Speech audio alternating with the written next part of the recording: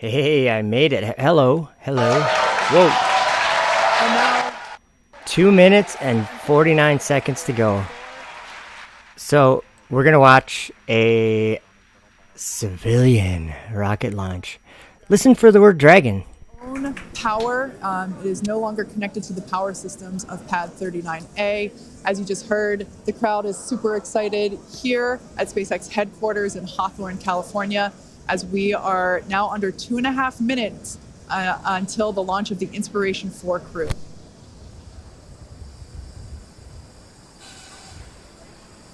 That crew there can be seen on the right-hand side of your screen, buckled in and ready to go.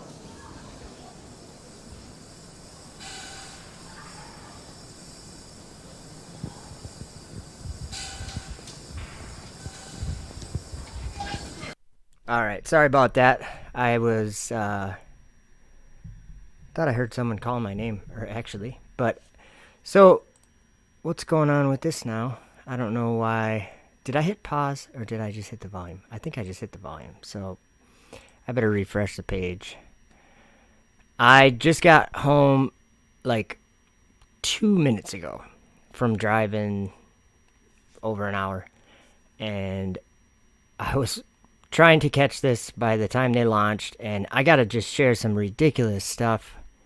Tony's Coffee House and Latter-day Saints, welcome. We got a minute left, and so this is sad, very sad. And they're touting this as the first civilian launch to space. And it's we'll go over some stuff like Willy Wonka. Remember that story? That's what the commander of this, or the pilot, that whoever's driving or whatever, she compared it to getting the golden ticket. She's going to space. But there's some sad stuff that they're talking about. And apparently this other guy that's going, just a normal guy, you know, but he donated $100 million of his own money. I'm like, what? Okay, so let's watch this. Supposedly they're going to be going to a high orbit, like higher than the space station. But here we go for the pathetic reaching up to heaven that these people are doing. 10, 9, 8, 7, 6, 5, 4, 3, 2, 1. Ignition. And liftoff. So thank you. Go Dragons. Go Falcon. Godspeed Inspiration 4. Copy, 1 Alpha. Vehicles pitching downrange.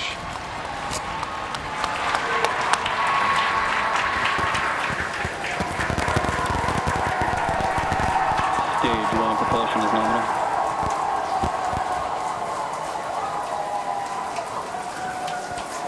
T plus 30 seconds. Callouts indicate nominal. Historic mission flying the Inspiration 4 crew. Onboard Dragon and Falcon 9. Great deal of the crew in the capsule.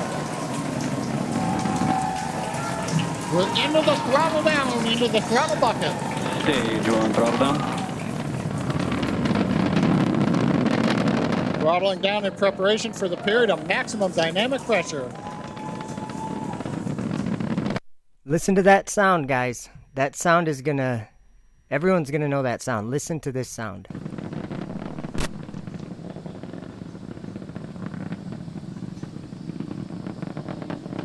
Stage 1 throttle up.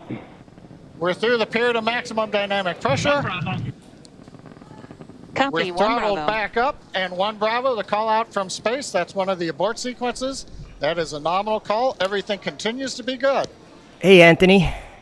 So let me remind you guys, Smooth ride for the crew. there's someone in the Bible named Lucifer. And hey, Marlo, Lucifer says in his heart that he's going to ascend into heaven. What's on the screen? What are these people doing? Or what do they think they're doing? First of all, it's a dragon.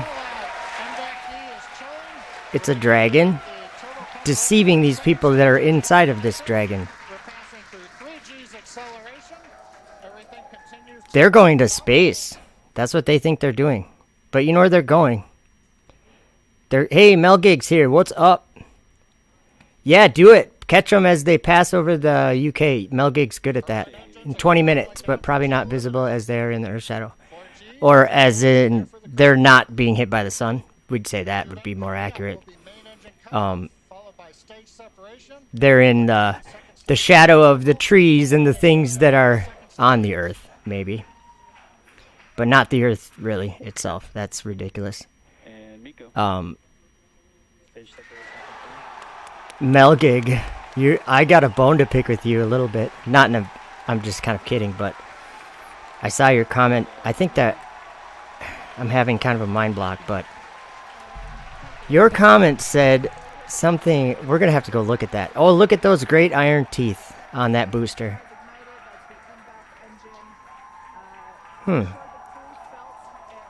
Okay, we'll listen to this a little bit more. Sorry, guys. Officially, the Inspiration 4 crew are now on their way to space. First stage booster there on the left-hand side of your screen is making its way back down to Earth. The grid fins have popped out to assist with the steering. It will be making a landing attempt on our drone ship. Just read the instructions. No, true niece, I see your comment there. No, they just went into the firmament. Into it. The same place where the sun and moon are. Where God placed the sun and moon. As Kate mentioned, left-hand side is a view from the top of our first stage looking down. That has already separated from the second stage, and it's making its way back to Earth. Okay, now watch. The first stage. SpaceX trajectory. Okay, we're just going to have them shut up. Watch these grid fins, okay? Notice there's little floaty things kind of still. See that floating thing on the left side of the booster? They're not in any air right now. On the booster isn't. But it's going to start to meet up with the atmosphere, the air, and when it does, watch those grid fins. It's not on the screen. Yeah, now right there. As this falls back to the Earth, you're going to see it.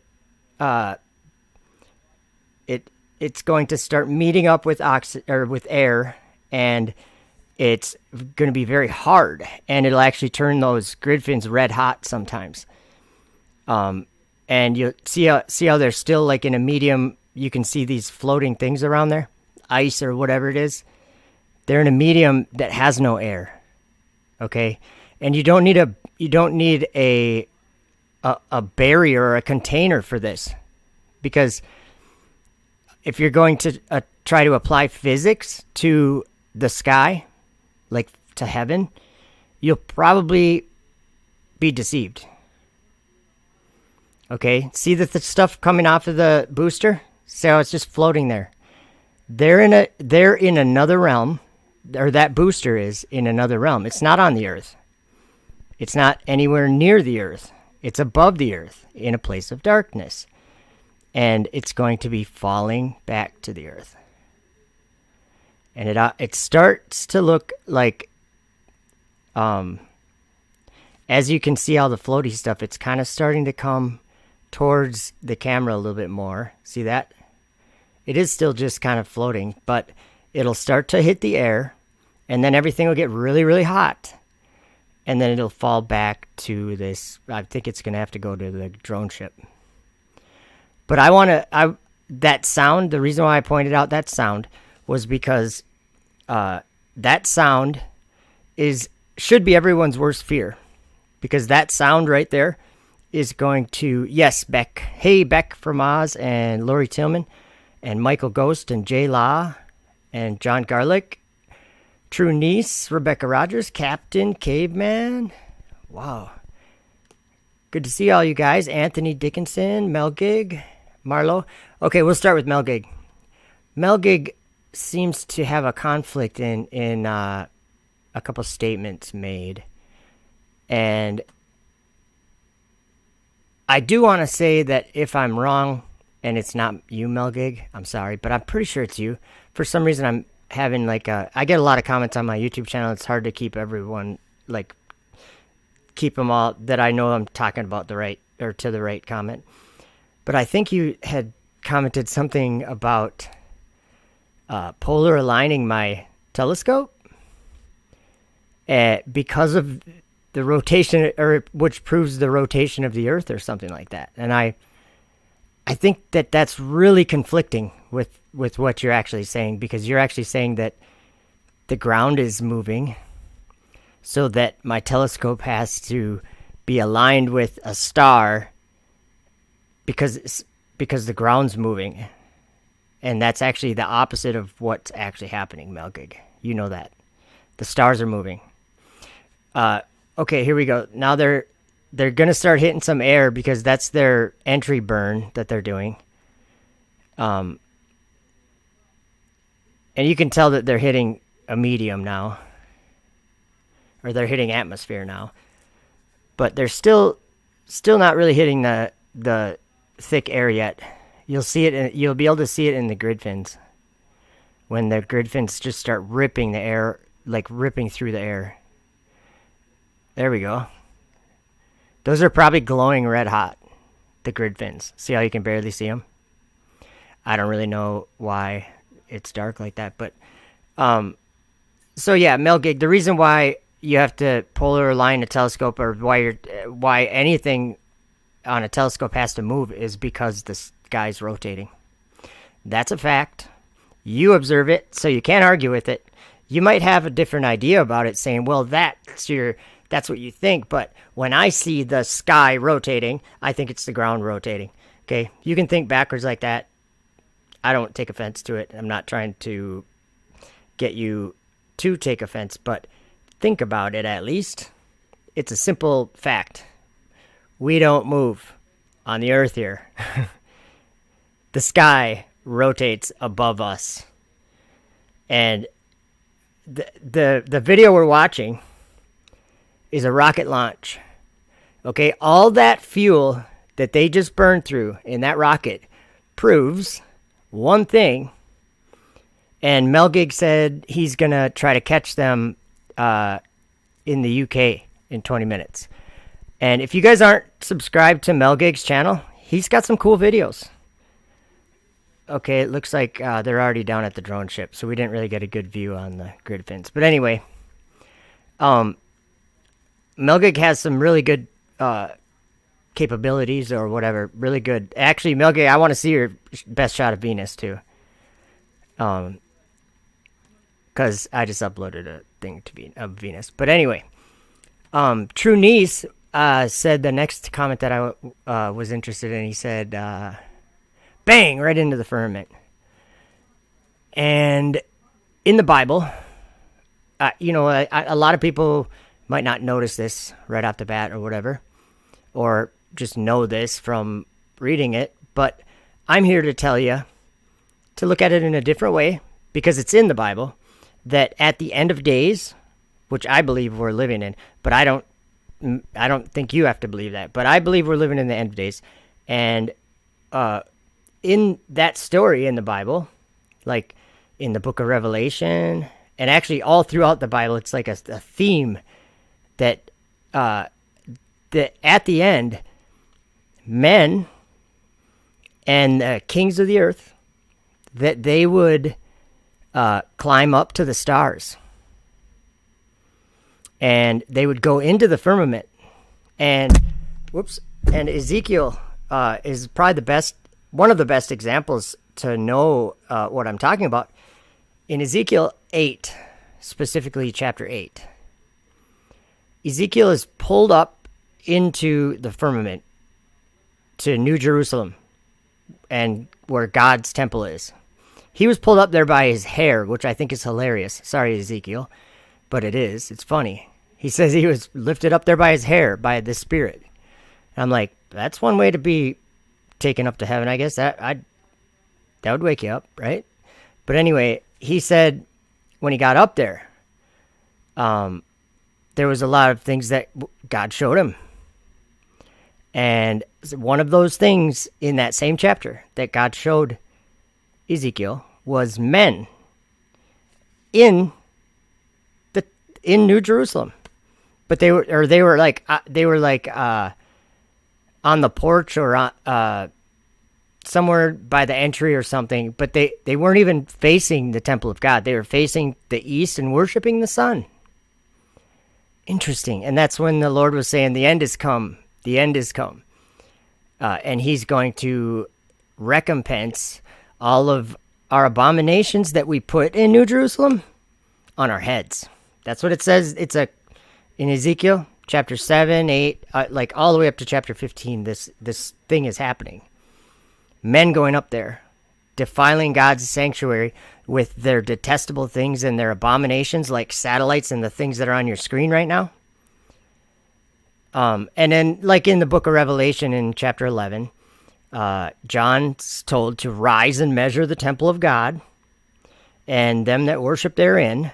And then he said, but those that are standing without, like they were outside of the temple or something. And I think that's the same men that Ezekiel was shown up there facing the sun, worshiping the sun. But he said they're going to tread New Jerusalem underfoot, the holy temple. They're going to tread it underfoot for 42 months.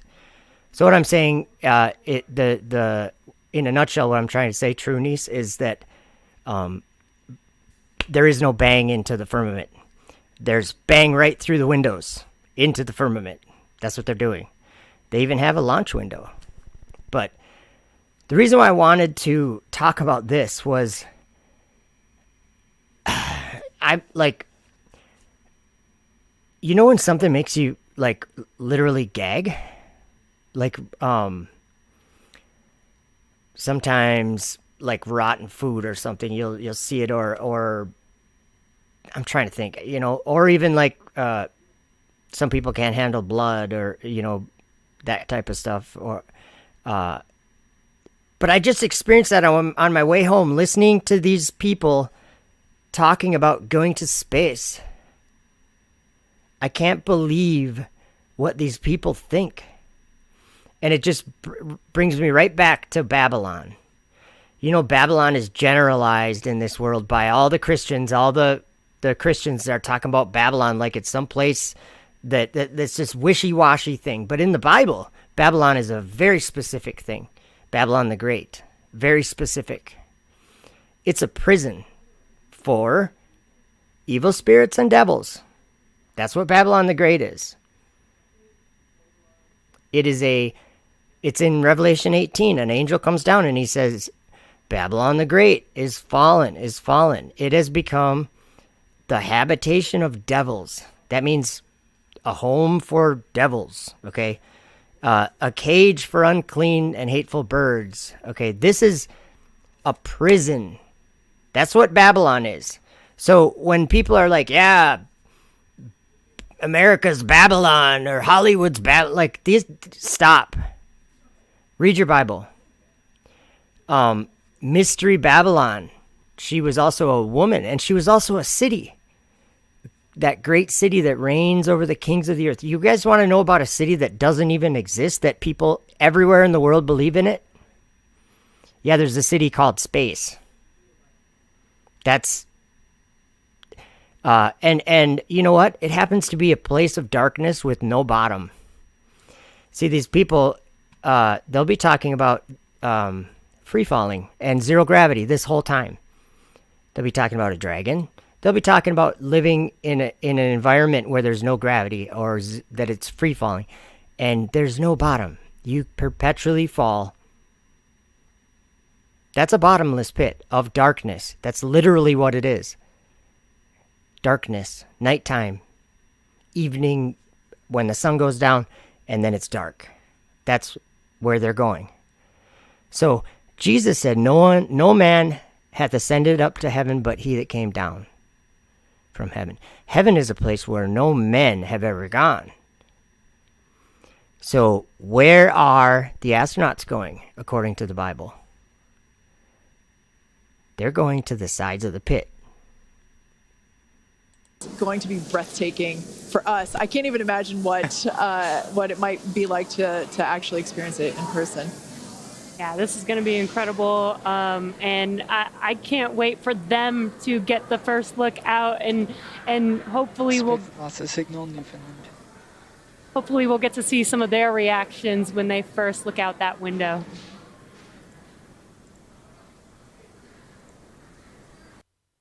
Oh yeah, speaking of their window, they're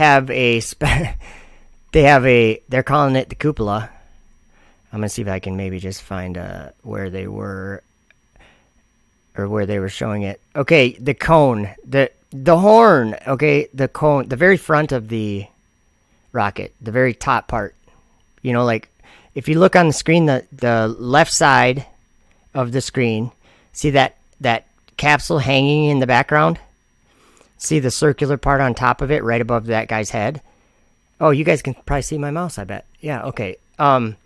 This circular part right here, they put a plexiglass clear dome right there for a viewing window for these astronauts, for these civilians.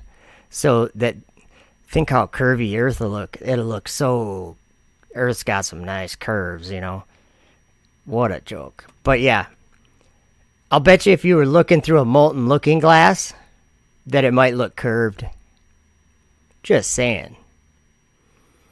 Yeah, I don't know where it was. Let me skip through this, now that they've launched and whatever. Okay, I saw this part. I was watching this, or listening to it the whole drive home. And it's ridiculous. Okay, let's listen to what some of these people say. I'll try to zip my lip a little bit.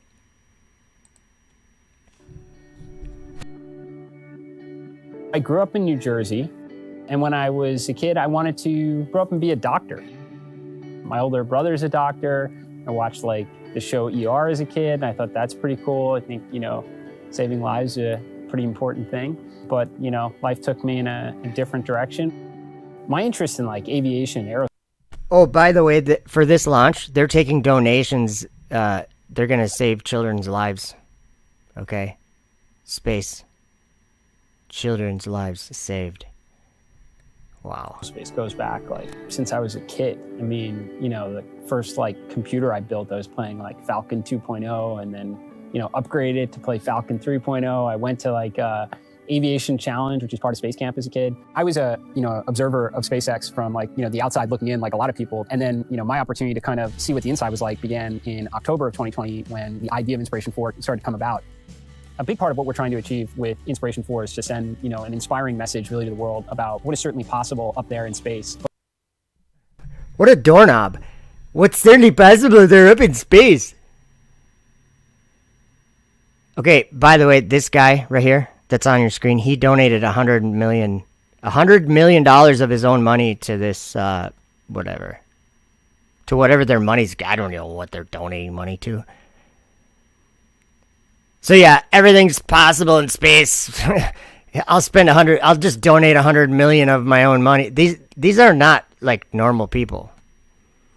This is like some elite group of people that have a ton of money that just think that they're doing something for humanity by riding on a rocket. Woohoo! But also what we can accomplish here on Earth as well, which is why, you know, this massive fundraising effort for St. Jude Children's Research Hospital it's for St. Jude. Our mission. To me, having some balance where you're trying to tackle a problem of today so you can earn the right to keep making progress tomorrow is just a philosophy I've tried to live by for some time. You need Jesus, man. Younger self. You can aim high. You can dream big. And even things that people would say is next to impossible, you can accomplish it. I totally believe like we all have, you know, that fundamental obligation to leave the world a better place than we found it. Yeah, so just raise $100 million. I wonder how he got all that money. What did he do? He probably saved a lot of lives already. He's probably really good at it. Okay. There's some fun. Oh, you know what? Check this out. Just so you guys know. Only you guys know this. Whoa. 11-hour premiere. Uploading 97%, 13 minutes left. I wonder what's that's all about. 11 hours. That must have taken like 4 days to upload. That'll be fun. I really don't know if it's still uploading. It said 13 minutes left when oh, look at that. When I got home, it said 13 minutes left. And I got home like 20 minutes ago. So I don't know. My computer's probably really slow too. So, Justine DeVoe, welcome. Ma, Jesus is the only way. Man, some people lie really well. Or they believe a lie really well. Nez Lover, what's up? Good to see you. Jenna Baldivia, if I said that right. I probably butchered it, sorry. And then, Sam 99, little J Home. Welcome. I'm just scrolling up to say hi to everyone. I think I said hi to everyone. Oh, Exotech. Yes, thank you for saying that. Exotech said only Satan wishes to set his throne above the clouds. So that it's something that's very true. Okay, who's a biblical scholar?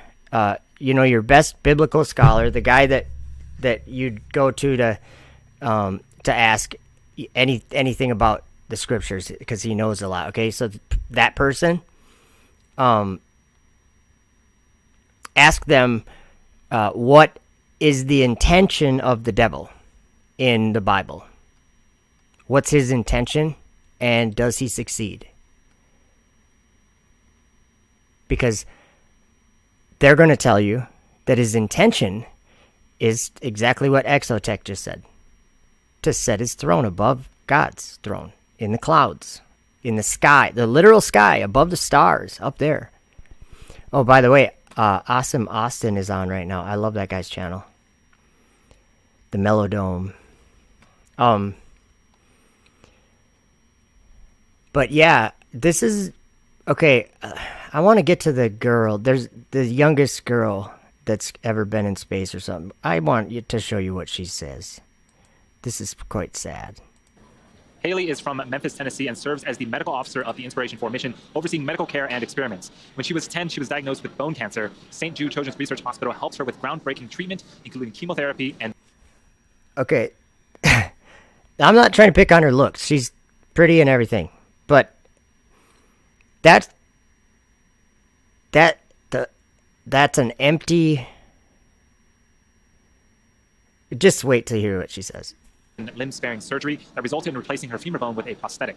Now she is currently a physician's assistant at St. Jude Children's Research Hospital, the same place that saved her life so many years ago. At 29 years old, she represents a couple of firsts for this mission that's already the first civilian mission to go into space. Haley will be the youngest American to go into space and the first person to go into space with a prosthetic body part. Here's more on Haley, who occupies the seat of hope. Why would they even say that? The first human to go into space with a prosthetic body part. What the... I was the first person to shave in space. I was the first person to eat a Pringle. I was the first person to brush my teeth. Man, talk about achievement. On the Inspiration 4 mission. I'm so excited to be going to space, and I'm just a regular person. Okay, I gotta slow the... I don't want to speed up her talking. Just listen very carefully to what this young girl says. First of all, she just said she can't believe she's going to space. She's just a normal person. I am so lucky that I got a phone call asking if I wanted to go to space. Okay. Brrr. Yeah, hello. Joe here. Hi, would you like to go to space? I'm kind of busy, but yeah, I'll go. Whatever. All right. Back to it. Sorry. I'm from Louisiana. I was a super active, super outgoing kid, involved in everything, and I actually had just gotten my black belt in Taekwondo. I wish I could say that about myself. I was super active. I was active in everything. I did everything about everything. A couple days before I was diagnosed with cancer. I definitely am excited to represent those that aren't physically perfect. I want to bring this experience back and share with everyone I encounter, and just what this represents for the new age in space travel. Okay, so what does this, little girl, what does this represent for the new age in space travel? What are you accomplishing by sitting in a chair on a firecracker that goes really fast? Besides risking your life. What are you accomplishing? And who can be an astronaut? Oh, anybody with cancer can now be an astronaut. I've thought a lot about launch day. I've even had some dreams about launch day, and I still don't know what will be going through my mind. I know I'm going to be incredibly excited. And of course, I have the window seat. Looking out the window and seeing Earth from space is going to be so incredible. Can't even put into words. Yeah, you know why you can't put it into words? Because the place that they all talk about being, it changes you when you go there. When you look at the Earth, you don't ever see anything the same way again. You know why they say that? Because part of you is just going to stay there. The Earth is not what you think it is from there. So if there was a place where, well, let me read you something. All right, okay. We're going to come back to her, but I want you guys to stick around for this. I want you to listen to the Apostle Paul talk about what he saw when he looked at the firmament from heaven. So give me a moment to pull that up.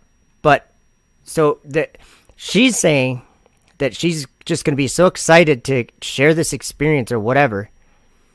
And like they're all hyped about it. But where are they going? They're being deceived about where they're going. NASA and SpaceX are deceived about where they are going. Let me sorry, I'm not a multitasking person. Let's see if I have it in here already. I think I might. Because you guys, this is not... this is like becoming clearer and clearer every day, and it's not because of us that it's becoming clear. It's because it's something that has been known by the prophets, and it has been talked about all throughout time. And I'm still looking for the video. Wow, I have a lot of videos in here. If I had a nickel for every video I made, I'd probably be able to donate $100 million to St. Jude's. I'm just kidding. All right, I'm trying to get a video. My computer's really slow. So I had a long day of working, and I had forgot about this launch, and I wanted to live stream just to talk about this, what they're talking about. And it sort of breaks my heart to see these people thinking like there's a future in this. Like there's something for them, or there's something for even for the world. Anything. There isn't anything there that, especially for people. And it's not even a place where people can really go. But apparently they go there. I'm still looking for the video. I almost have it. It's right here somewhere. I'm doing it. I'm looking for it by thumbnail. That's probably not the best way to do it, but oh no, where was it? I didn't see it. Okay. Maybe I'll just read it myself. Oh, here it is. No, that's not it. Jubilees 10. Oh, here it is. I found it. Okay. Listen to this, you guys. This is what Paul saw. Oh, where did it go? I apologize for my unprepared fashion that I always have. My program was just full of stuff, and I just started streaming. I was like, I just gotta start streaming. Okay, this could be it. That's not it. I am so sorry. I can't find it. I have it in the program, but I can't find it. Oh, there, I just found it. In the firmament. I think this is it. I was looking for the wrong thumbnail. Okay. The angel answered and said unto me, follow me, and I will show you the place of the just, where they are led when they are deceased. And after these things, taking thee into the abyss, I will show thee the souls of sinners, and what sort of place they are led into when they have deceased. And I proceeded back after the angel, and he led me into heaven. And I looked back upon the firmament, And I saw in the same place power, and there was their oblivion. Okay, so this is the Apostle Paul telling us what he saw in the firmament. And he started out by saying that he saw power there and oblivion, okay, which deceives and draws down to itself the hearts of men. So Paul said in the firmament he saw, and actually I think he says under the firmament after this, so I don't really know if it's in or under, whatever, but he was in the first heaven looking down towards the earth in the firmament. He was looking in the firmament, and he said he saw power there, an oblivion that deceives and draws down to itself the hearts of men. Okay, I'm just repeating him. And the spirit of detraction and the spirit of fornication. Okay, there's two spirits up there. And the spirit of madness and the spirit of insolence. There's two more. So there's 4 spirits up there. And these are not good spirits. And there were there the princes of vices. Oh, okay. Fallen angels are there too. Princes of vices. These I saw under the firmament of heaven. These I saw under the firmament of heaven. So I don't know if he's talking about in it or under it or what the difference is. DITRH in the house. What's up, David Weiss? You rock. Yeah, this is a spiritual war. This is so, I think it's just our society or our generation. We look up at the sky and I mean, to be honest, people like Elon Musk and these types of companies or whatever, that, and just the general way of thinking is that they look at it as free real estate. And we're here realizing that the earth's flat. There's some serious consequences, or that's not the right word, some conflicts happening in the minds of men in this world. And I'm not saying I'm right and these people are wrong or something. I'm saying that all of us, probably everybody in this chat, has had something supernatural happen to their comprehension and their vision. They literally have a vision. And actually, I don't know if it uploaded or not, but I made a video today about talking about perceiving a miracle. If a miracle was performed in this world, and I mean a big miracle, and I think you got DITRH knows exactly what I'm talking about, and Beck from Oz and Anthony and Paul. I know a lot of people know exactly what I'm talking about when I say something happened, that the same thing happened to us that happened to that blind guy that Jesus went and put the spittle in his eyes and told him to wash it, and then when he washed, all of a sudden he could see. Like he was born without vision and lived his whole life like that. People knew him, and his parents knew him, knew he didn't have the ability to see. And then one day he's walking around town saying hi to everybody with his eyes, seeing everything. And they're like, how did this happen? But that happened to us. And so I'm hoping that, and I know there are a lot of other people that do see, there's been a miracle done. And, there's always the controversy about Jesus or Yahusha okay, forget about all that. We're talking about the Son of God, the Creator, the one that made everything, and the one that's up in the sky that's above us. God. You can call him whatever you want. We all know who we're talking about, the Creator. He's done something in this world that it's, I guess I hate using this word, but it's unprecedented. It's so rare or so impossibly, it doesn't ever happen. Zulu One, what's up? Much love. You guys are awesome. My YouTube's telling me error, but maybe that's because I stopped Paul talking about what the evil that he saw in the firmament. And again I looked back, and I saw angels without mercy, having no pity, whose countenance was full of madness, and their teeth sticking out beyond the mouth. Their eyes shone like the morning star of the east, and from the hairs of their heads sparks of fire went out, or from their mouth. And I asked the angel, saying, Sir, who are those? And the angel answered and said unto me, These are those who are destined to the souls of the impious in the hour of need.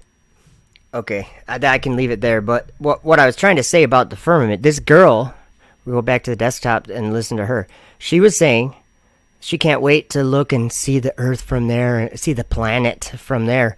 By the way, planet, that word, the English term planet comes from a word that is planeo, and it literally means to cause to wander, or to lead astray, or to deceive. So when she's talking about seeing the planet, she's literally saying seeing what causes us to go astray, what causes us to wander, and it's sin. Okay, it causes us to lust after the flesh, or like to be interested in physical things and not the things beyond the physical things. Because there is, some people don't even believe there's anything beyond the physical things, but there certainly is. So let's just listen to what this poor girl says. What I'm absolutely most excited about is we're going to call the St. Jude patients from space. And I'll get to video call these kids that I've gotten to treat, and these kids going through cancer treatment, and getting to show them what life after cancer can look like. It's been incredible for me to watch how much this mission has already touched the kids at St. Jude and how much hope it's given them. I loved this one little girl I talked to recently. She said, I can't wait to be an astronaut. Like, there was no if in there. She just couldn't wait for it to happen. I think that's what hope is. Did you guys just hear what she said? I think that's what hope is. Okay, I get, yeah, for a person, a young child that has cancer, that's sad. And if they can have a dream, great. But it's the wrong dream. It's a false dream. It's wrong. Don't teach children this. You know, there's so many books that I've read that literally talk about this aspect of another realm above us, a realm of darkness. Okay, there's tons of prophets of God that wrote about this. It's in books everywhere, and some of the things you read about that place are quite unsettling. And I mean, in this world, the things that that some of the and I can't think of who I'm thinking of right now that was up there and was saying this, or was writing this, but they wrote that they saw people sacrificing or giving their children up for the fire, to the fire. And we all know that has happened in the past. Hey, Sean Hawkins, I like you too, buddy. Thanks for coming. But yeah, that's what's happening. Like this, she's talking about she'll be able to call the children from St. Jude's, and like that's supposed to mean something. That's what hope is, she says. But what is that?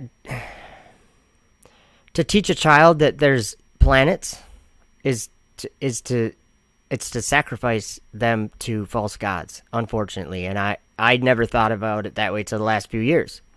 If you're going to teach your child to go the way of the devil, you're giving your child to the devil. Teaching children about a solar system, first of all, you're teaching them something that is not ever been observed. There is no solar system. Okay, let me be clear. When you look up at the sky and the sun and the moon and the stars and the planets are moving up in the sky in a circle, and they're moving on their own courses in that circle, that's because the sky's going in a circle. It's not that difficult. Yeah. Don't teach them the opposite of the truth. Don't teach them that the ground is all unstable, that it's actually moving when it's not. It's not moving at all. As I sit in this still room where nothing's moving. Oh, you'd have to feel, you wouldn't be able to feel it. You'd have to have acceleration to feel it. Duh. Okay. But I'm talking about that. Okay. You're saying that you observe the Earth to be completely stationary, but you have an idea that just maybe that ain't what's happening. Clever. Are you kidding me? It's because we were all taught this from childhood. That's why it's so hard to let go of for these people. It is more obvious than like you can't say that the Earth is rotating and that you observe that, even though people tell me that all the time. They tell me that they observe the Earth turning when they look up at the sky turning. Like, how can you be disconnected with reality and then sit and ridicule people that are pointing out that you're disconnected with reality? Like if I say, no, the ground's actually not moving, though. You can, you know, and they say, well, but the ground could be moving. I'm like, but we observe it not moving, right? But I got this gyroscope. I weigh more at, I got a pendulum. I really want it to be us. I really want it to be the ground that's moving, even though I observe the opposite. Do you guys get what I'm saying? It is not science. It has nothing to do with science. You know, I was listening to Jeranism last night. He was making some really good points. For anybody in the chat that is a science person or whatever, got a question for you. Because this, you know, I've never... Like Jaren does it in a way where he can the point can be kept very simple, and he won't let go of that. Whereas a lot of us, like maybe, oh yeah, we kind of let that go or whatever, and get kind of pushed around in a conversation or something. But Jeranism was saying that how does anybody know the distance to the sun, right? And now, this, that, all these different ways that people think they can get the distance to the sun. And some of that includes some geometry or trigonometry. And the problem there is that the moon's the same distance as the sun then. If you're doing it with geometry or trigonometry. Because the angular size of the moon is the same as the angular size of the sun. And so from the Earth, no matter how you triangulate or whatever you're doing, you're going to get the same distance for the sun and the moon. There is no way to measure the distance to any planet or any light in the sky. It's impossible. Because they literally won't. It'll be a pattern that it doesn't make any sense. Like you can have a 93 million mile distance sun, and you can have a 238,000 mile moon, but the distance has to be 400 times difference. And the size has to be 400 times difference because they're the same size in the sky. There's no way to determine whether the sun or the moon is closer. I think the only reason that anybody would be able to, and this doesn't mean anything, but they would think that it does, is that, but we've seen Venus transit the sun. Okay, and we haven't seen it transit the moon. Okay, so now you're going to say that because another light in the sky got jumbled up with the sun or whatever, now all of a sudden you have proof that it's a certain distance away? Hogwash. And I think Jaren would say, get out. That's what he would say. So shout out Jaren. That was good stuff. Don't back down when people like throw evidence in, because you're actually like, if you don't stick to what you know is true, then you might be passing up an opportunity for someone that's believing a lie to be convicted about it. So don't let them have their little excuses. Do you know what I'm saying?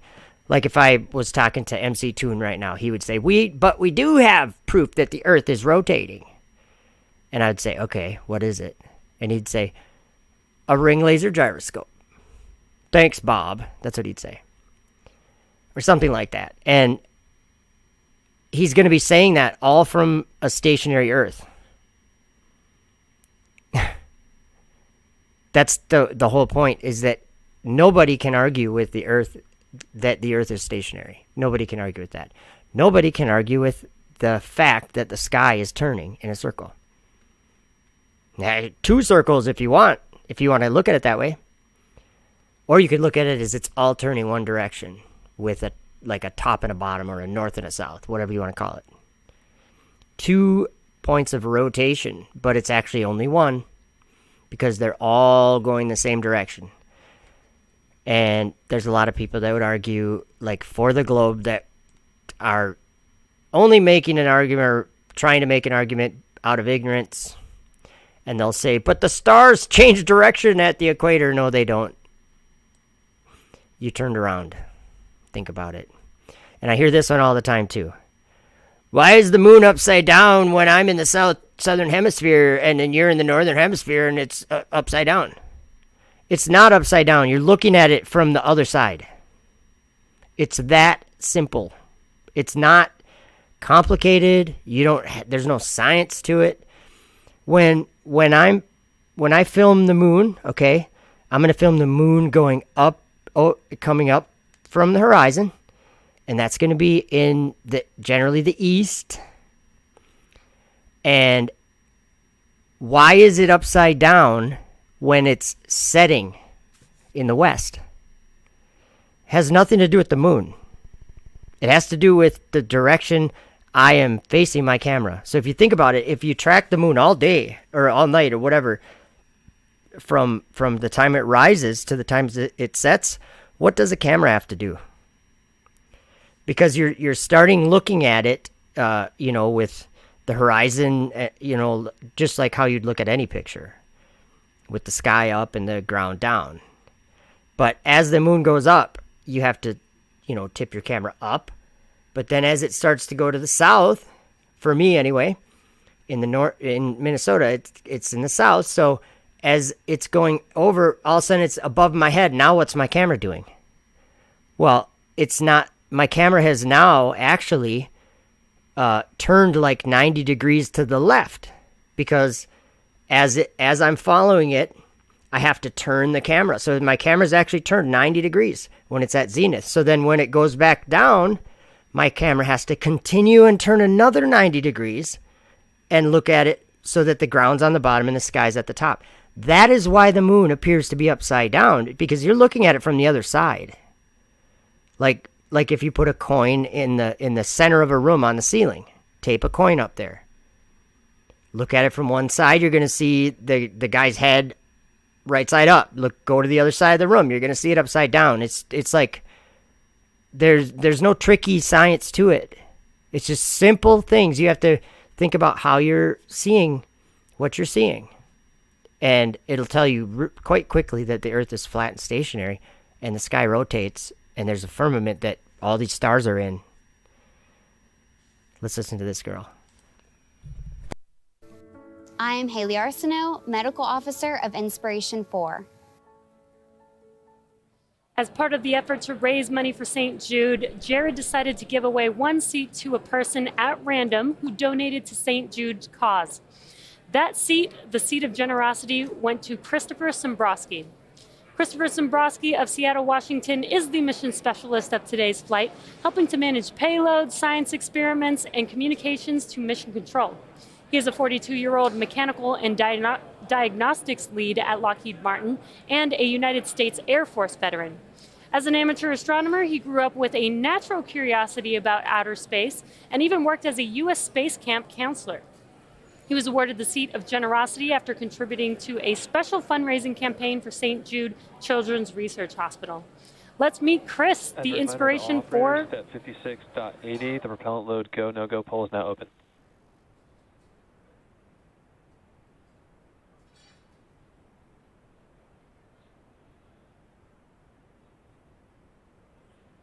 Let's meet Chris, the inspiration for mission specialist.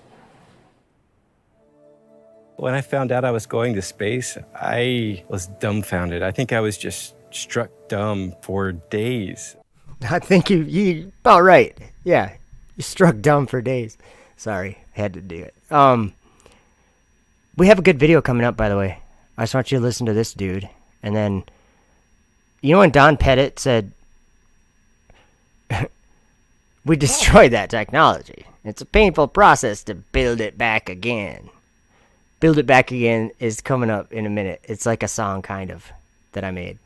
Build It Back Again. You guys will see. I'm trying to lighten it up. So let's listen to this guy for a minute, though. The seed was planted for me to fall in love with space when I was little and started launching little rockets in my front yard with my dad, the first of which is still probably stuck in a Florida pine tree somewhere. But when I first saw a space shuttle launch in person from the causeway, 6 to 8 miles away, you could still feel that rumble pounding through your chest. That kind of just shifted my foundation a little bit, and I knew from there on out I had to be somehow a part of space, whether it was helping support a mission or lobbying for folks to be able to go into space. That's where I wanted to be. Of course, I'm going to be looking down at my home in Western Washington. Nerd. And I'm also looking to see what I don't see, and that's going to be lines on a map or those walls that seem to separate all of Or the globe. Sorry. us ideologically or politically or even geographically or physically. Those don't exist when you get far enough out, and I'm really hoping to bring back that sense of what it means to only have that one small line that matters to all of us, and that's the atmosphere that keeps us separated from the vacuum of space. Oh, you should have said from God's throne. Do you guys see? There's this great city that this whole world is getting their butt whooped by. It's called space, and everybody believes in it, but nobody goes there. Well, this guy had 100 million to blow on it, so he's probably gonna get a chance to go there. Just like Richard Branson, if you slingshot something up really high, you might get some hang time. Think about it. But actually, what I want you to hear is the lady, the commander or whatever, the pilot or whatever. I think she's gonna be up next, and she's gonna be talking about Willy Wonka and the golden ticket. As we get to launch day, I am gonna have the biggest smile going ear to ear. It's gonna be, I'm gonna be shaking with excitement. No fears or jitters at all about what's going to happen, but man, that's gonna be a heck of a show. I'm Chris Zembrowski, Mission Specialist of Inspiration 4.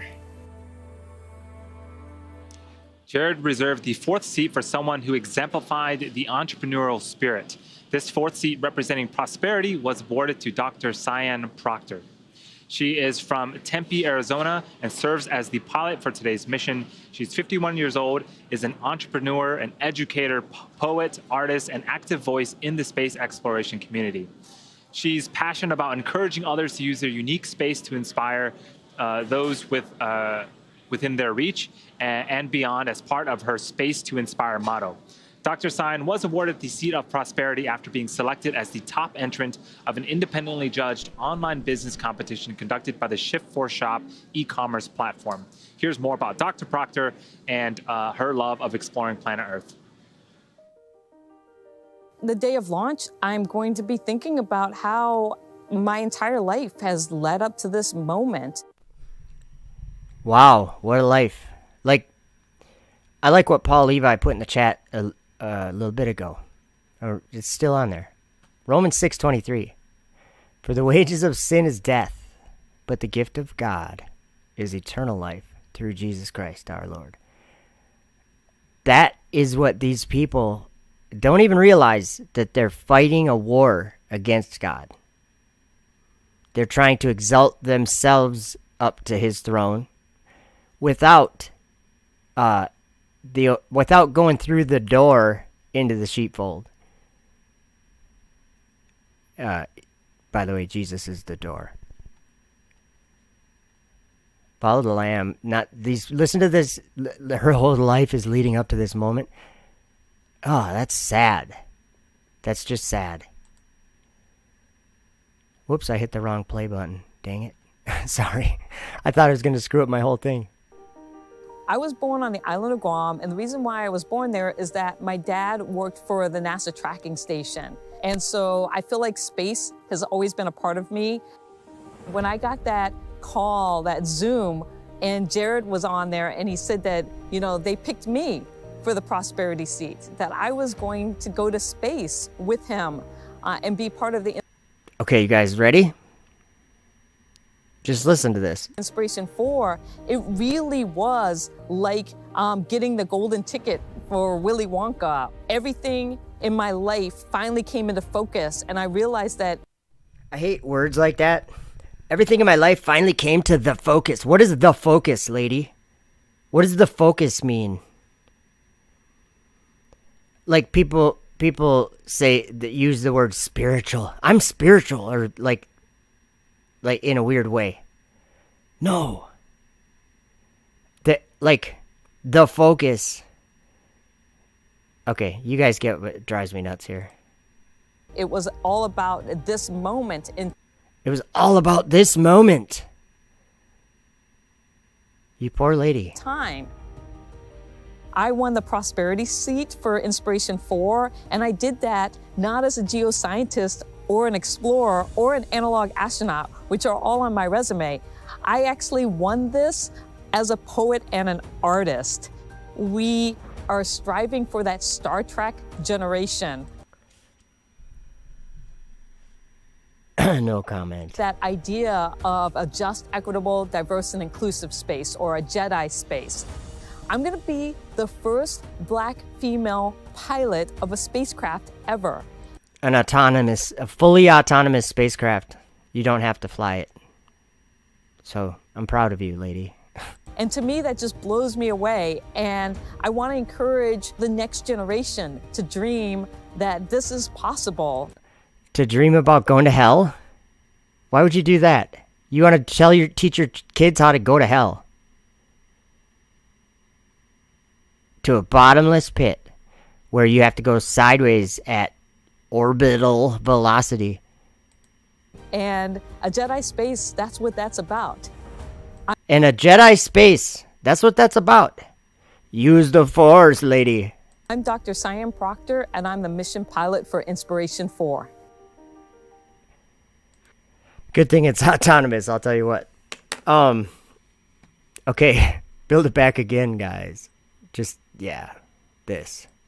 Do that. Well, we'll have to rely on space instead. The problem is the moon. The problem is the moon. We don't have the technology to do that anymore. We used to, but we destroyed that technology in a nanosecond. We don't have the technology to do that anymore, and it's a painful process to build it back again. I'd go to the moon in a nanosecond, build it back again, build it back again, build it back again, build it back again. We used to build it back again, build it back again, build it back again, build it back again. We used to build it back again, build it back again, build it back again, build it back again. In a nanosecond, destroyed that technology, destroyed that technology, build it back again, build it back again, build it back again, build it back again. Don petted everyone.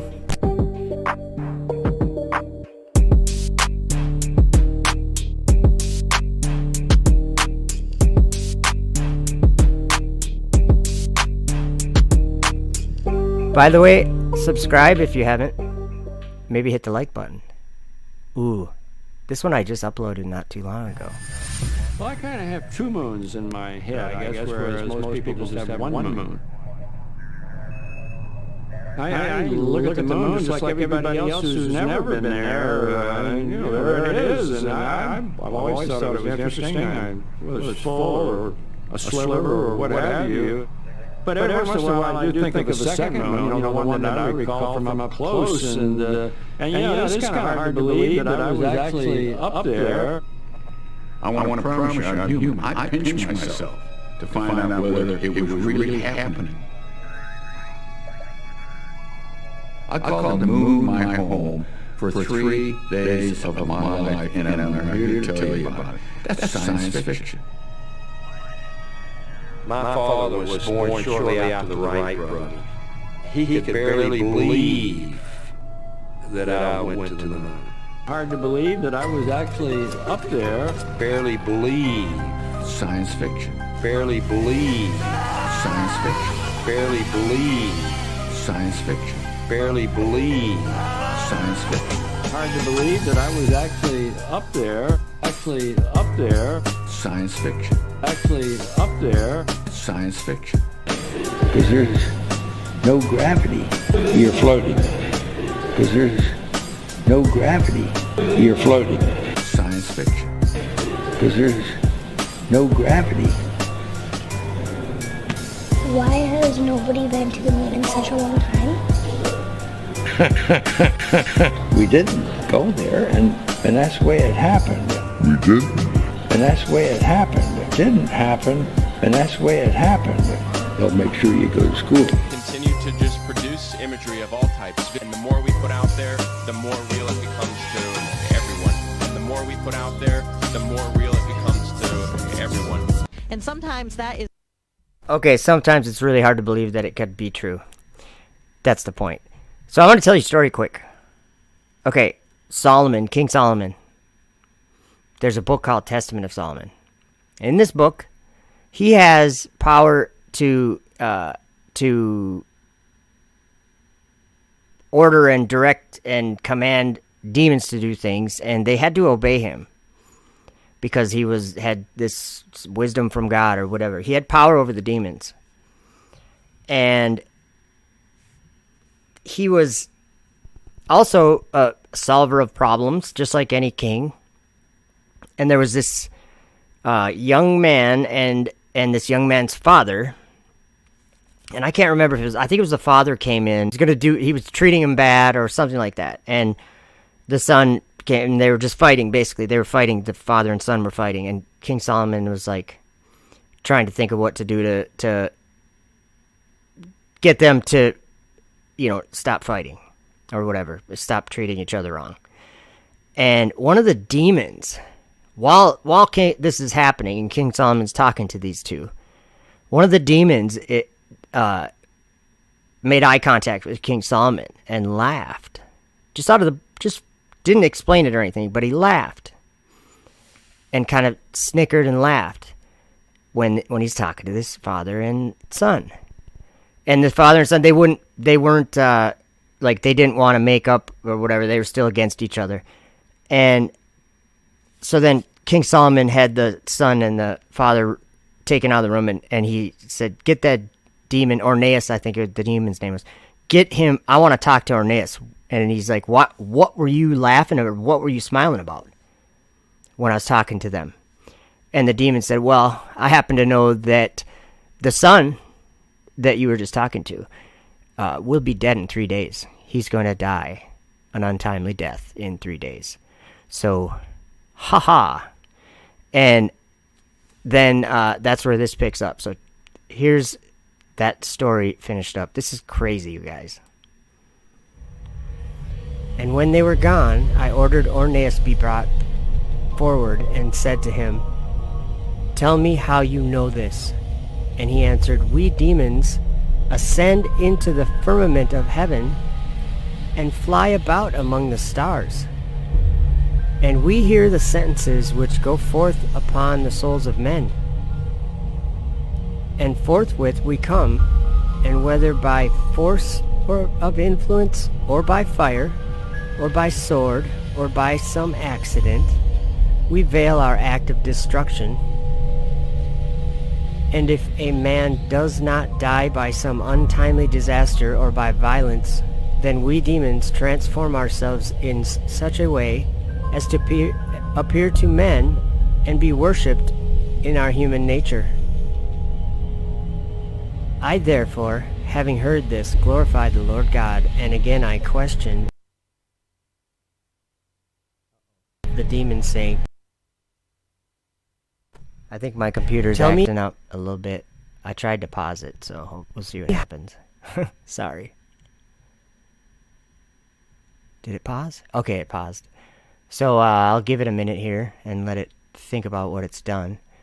YouTube is saying it's not receiving enough video to maintain smooth streaming. Viewers will experience buffering, so sorry if there's buffering. So he gets the demon over there. He says, tell me how you know this.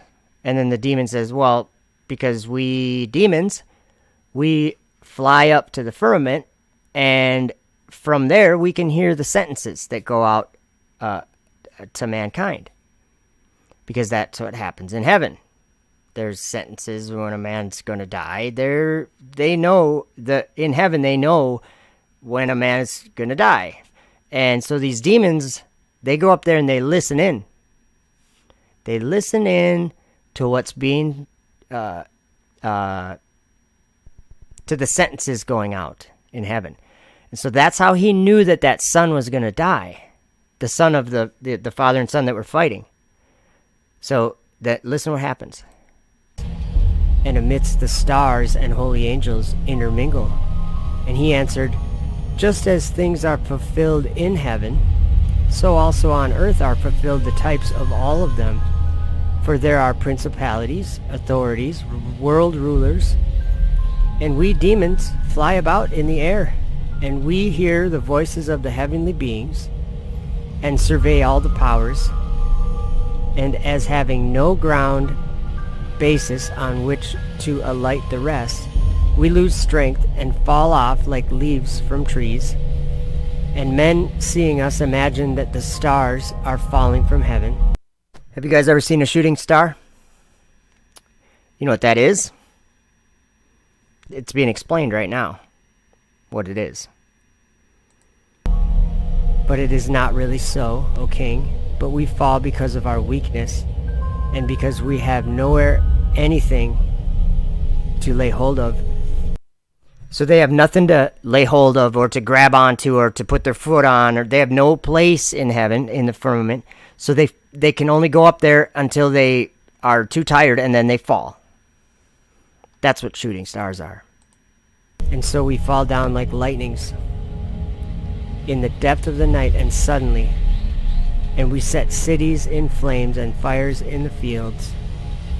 For the stars have firm foundations in the heavens. The stars have firm foundations in the heavens. I see in the chat, Tiger Bear says, what book is this, Solomon? It's called the Testament of Solomon. And I don't really know, like, people put a lot of weight on the history of a book and its manuscripts and all that. I don't care about any of that. I don't care about any of it. It's the things that are in the book that interest me. I think that we can be taught. I think that the Holy Spirit can teach us using whatever his means are of teaching us. So when people say the canon or the 66 books, that's the Bible. That I think is like the most important book in the world. But there are books that are written by the prophets of God that aren't in the Bible, and they're full of information. Like I played you the vision of the Apostle Paul. That's not in the Bible, and it even tells at the beginning of that book how it was found, how the writings came to be being written, and it was because there was a book buried under the foundation of the house that the Apostle Paul used to live in. And when it was found, an angel actually was the reason why it was found. An angel woke the guy up that lived at the house at that time and said, you got to dig up the foundation of the house and publish what you find. So that's what happened. He published it. And the Apostle Paul wrote about when he went up to the third heaven. Or when he knew a man that went up to, it was him. But, let's see here. There's just like 2 more minutes of this. And then, and then Artist of Elion. Can they travel in radio frequency? That's very interesting because NASA footage in 1996 taken with an infrared camera picked up all these weird things. And while this video is playing, I'll grab the video that from 1996 to show you what I'm talking about. So in about 2 minutes, I'll show that. Like the sun and moon and the moon.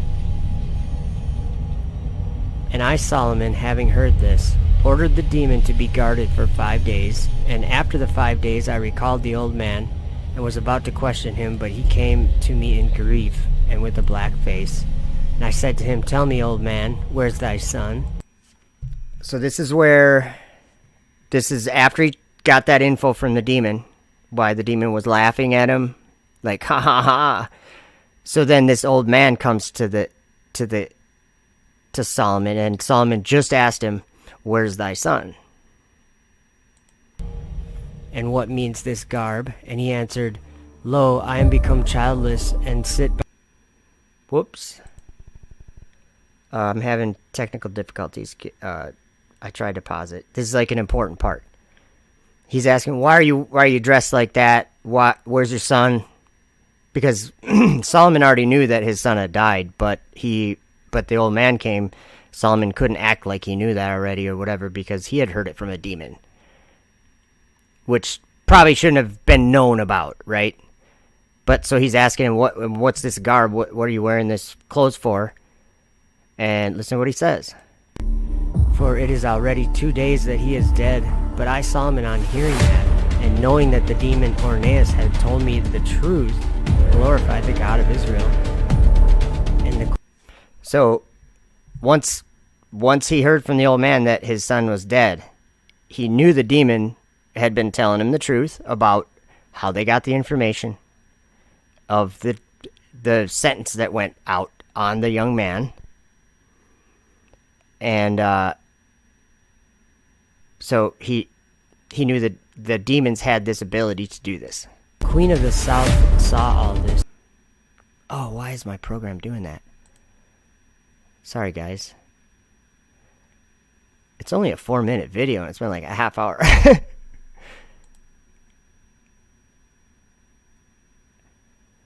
Yeah, I think Solomon did dabble in the occult, but he did it by the power of God. Because he, all throughout the Testament of Solomon, after he did something with the demons, he gave the God of his. He gave praise to the God of heaven because of it, and it says that he had power over the demons because God had given him this power. And I think it was something having to do with a ring, even like you guys have heard of Lord of the Rings.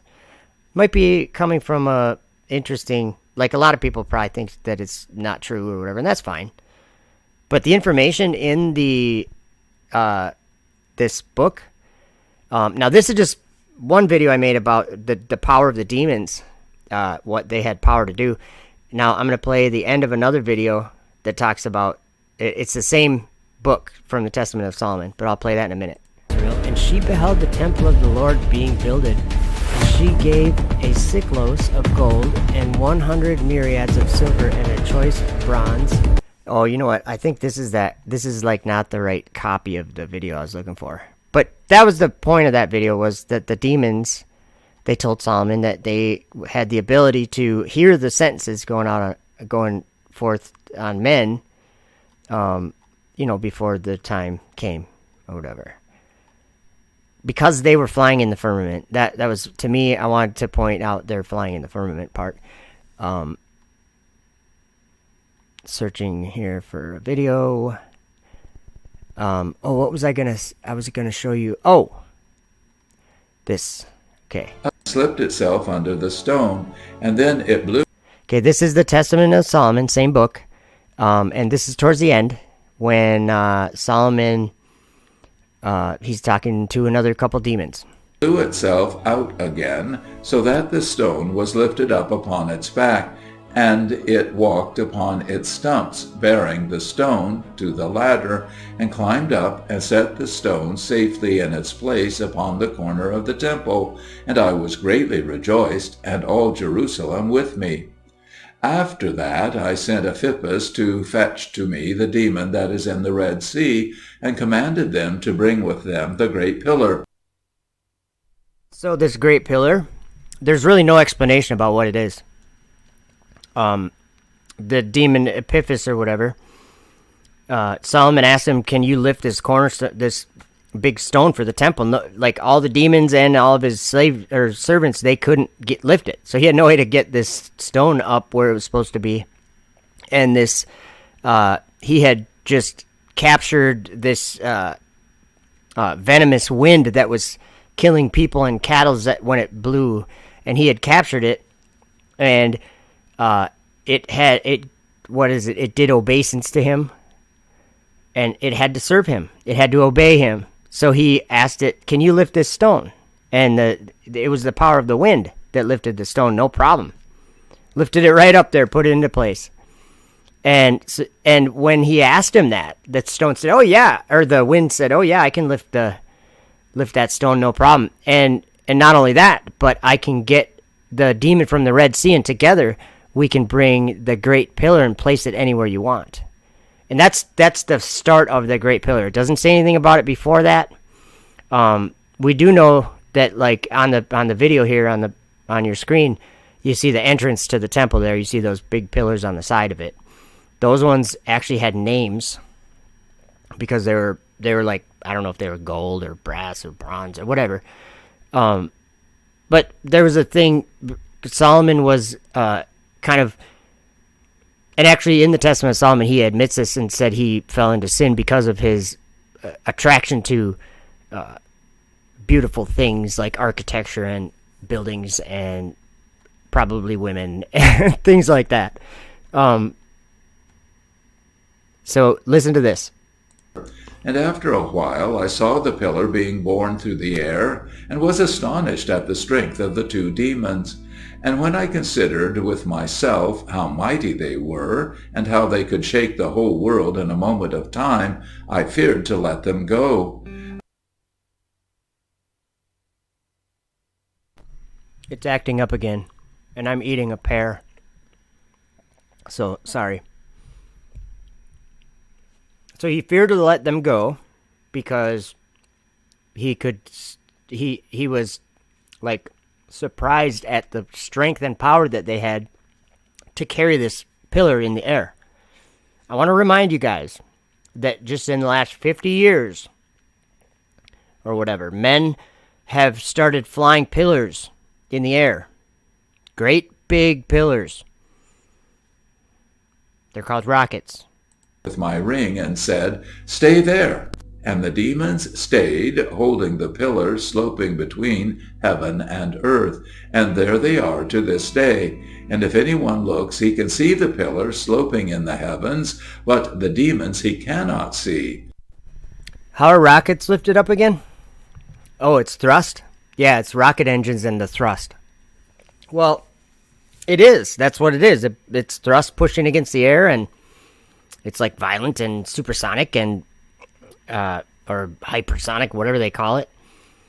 Super fast coming out of the nozzle, and it's fire.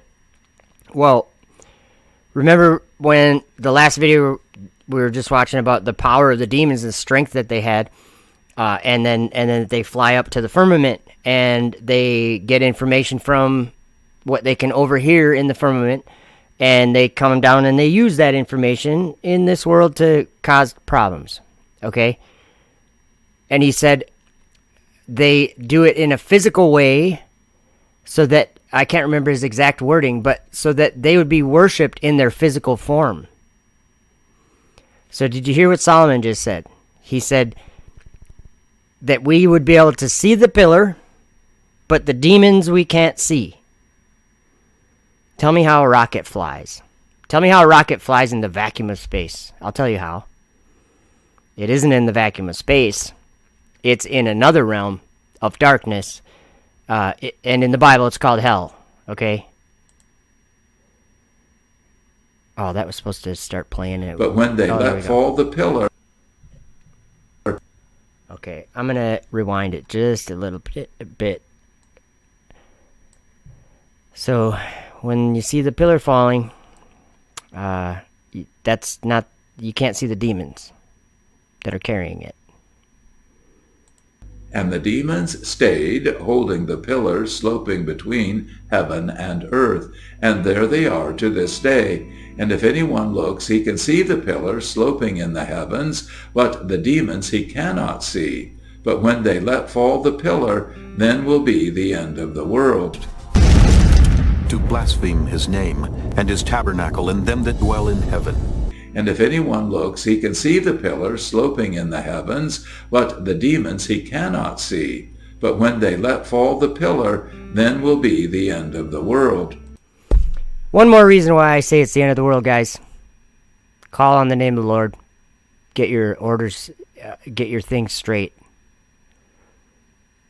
I'm not saying I have mine. I'm saying we all need to realize what we're experiencing.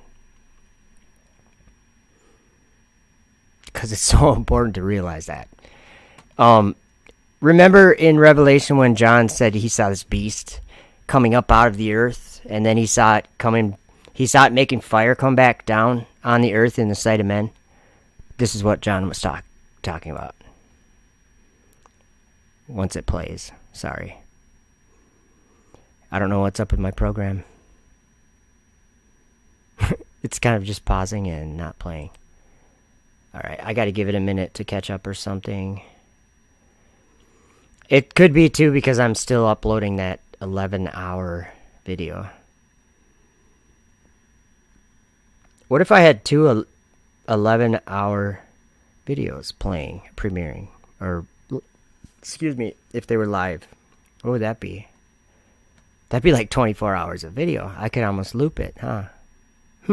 That might be something interesting. Okay, ready? Here we go. Oh, Demons he cannot see.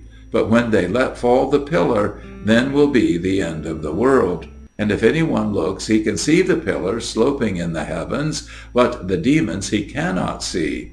But when they let fall the pillar, then will be the end of the world. And the Christians ignore it. Think it's ridiculous. Something I want to show you guys. Okay, there's the SpaceX Dragon capsule. It's shaped like a horn. And it goes from the ground up to the stars. And then it gets cast back down again. And then it goes back up again. And then it's cast down again.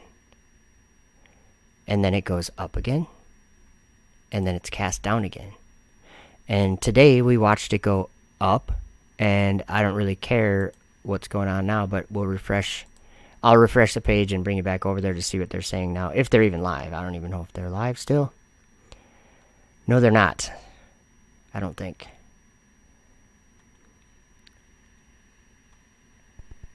So, yeah, they're not live. So, anyway. Whoops, that's not what I was trying to do. Sorry, guys. I don't even have you on the right page. I've got the dragon and then the prophet John that wrote the book of Revelation. He saw war in heaven. Guys, it's a serious thing. And people are like, there's no such thing as the devil. Yeah, think again. Amazing Man 63, welcome. Says, this rabbit hole has taken me to some pretty strange stuff tonight. This feels like a pit stop on the highway to Crazy Town. Yeah, I know. But it does seem like Crazy Town. I agree with you. But if you think about, okay, in the Bible, Lucifer, I'm only aware of like one place where he gives where he gives up his secret, where it says what he's gonna do. And then we can read about it in Revelation. But he does that. He makes war with Michael and up in heaven. And I just got to say,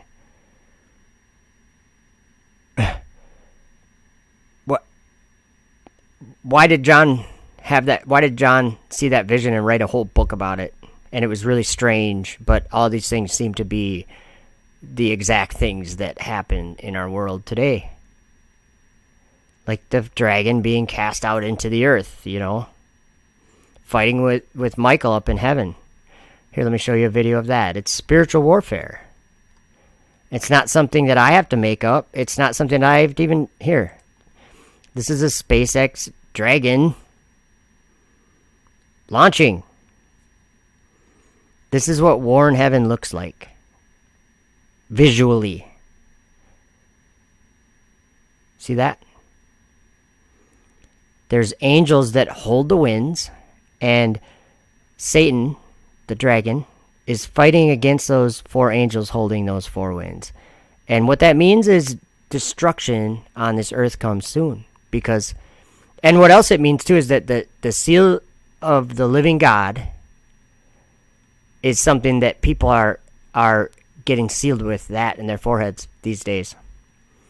And because the angel said to the other angel, said, what did he say?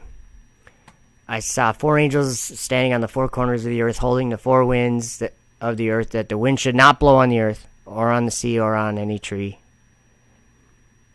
And I can't remember how the rest goes. But anyway, he said, these 4 angels, they were holding the winds, and it says it was given to those angels to hurt the earth and the sea and the trees or whatever.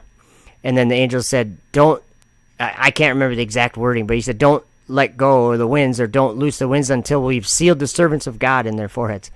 So what I'm saying is right now, I think there's people being maybe like marked in a certain way, like a way that you can't talk about on YouTube maybe. I don't know, but I mean, it sure kind of seems like that. Sharp needles and, blood magic and that type of stuff.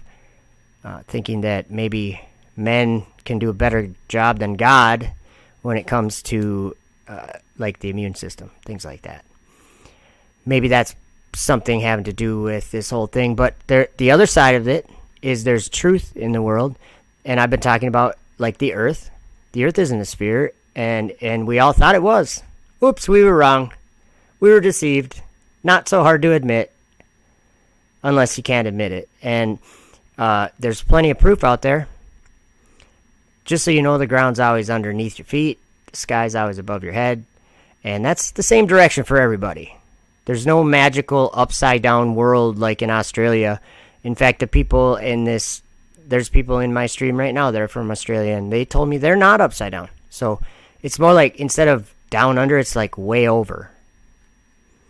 Just think about it differently. If you think about the earth in a flat way, and then you think about the sky with a north axis of rotation and a south axis of rotation, you can understand it in a different way that has no model or no map. You don't need a map or a model to understand that the flat world, the sky does something very particular over the flat world, from the south to the north, for the entire world. It does the same thing, but when you stand in different parts of the world, it looks different from other parts. But it's all doing the same thing. It's doing a circle over the earth, above the earth, giving light upon the earth. And then when the light moves, it's dark somewhere, and that's how it is. And you don't need science to figure that out. You need the Holy Spirit to figure that out. So the spiritual warfare is thick in this world today. God's watching this flat earth, says they're way out there. Yes, way out there. Artists of Alliance's transhumanism is becoming an issue. I think it's like, yeah. And it's even more than like the actual physical part of what that would be, is just the mental state of the people thinking about it. That's like almost worse. It's like you become, what does it say? I can't even remember where, but like it has to do with being apostate, like being turning from God, like the one that made you. Don't pretend he didn't make you. Let's see. I think that's it, guys. Oh, by the way, one other thing. SpongeBob wanted to say something.